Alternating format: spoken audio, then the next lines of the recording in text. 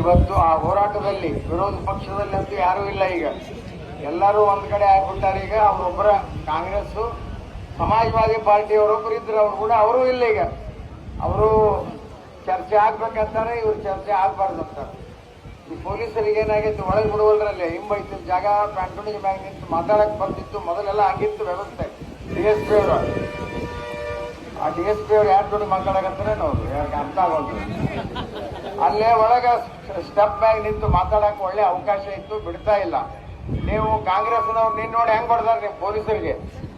ದೊಡ್ಡ ದೊಡ್ಡ ಅಧಿಕಾರಿಗಳಿಗೆ ಕೈ ಕಾಲು ಮುರಿಯುವಂತ ಉದ್ದಟತನ ಕಾಂಗ್ರೆಸ್ನವರಲ್ಲಿ ದಿಲ್ಲಿ ಒಳಗ ಪ್ರದರ್ಶನ ಮಾಡ್ಯಾರ. ಅಲ್ಲಿ ಹೋಗಿ ನಾವು ನಮ್ಮ ಸರ್ಕಾರ ಇದ್ದಾಗ ನಾವು ಅಲ್ಲಿ ಹೋಗಿ ಮಾತಾಡ್ತಾ ಇದ್ವಿ, ಯಾವುದೇ ಇದ್ರು ಕೂಡ. ಇಲ್ಲಿ ಬಾಗಿಲ ಹಾಕಿ ನೀವು ಏನ್ ದೊಡ್ಡ ಸಾಧನೆ ಮಾಡಿದ್ರು ಅರ್ಥ ಆಗುದಿಲ್ಲ ನಿಮಗೆ. ಅಂತವರ ಬೇಸಿ ಆ ದೃಷ್ಟಿಯೊಳಗ ಇವತ್ತು ಯಶಸ್ವಿ ಪ್ರಧಾನಮಂತ್ರಿಗಳು ಇಂಥ ಯಾವ ರೌಡಿಸಮ್ಗೆ ಗೂಂಡಾಗಳಿಗೆ ಹೆದರತಕ್ಕಂಥ ಸ್ವಭಾವ ಅವ್ರದಲ್ಲ. ಆ ನಿಟ್ಟಿನಲ್ಲಿ ಇದನ್ನು ಕೂಡ ಏನು ಈ ವಿದ್ಯಾರ್ಥಿಗಳದ್ದು ಈಗಾಗಲೇ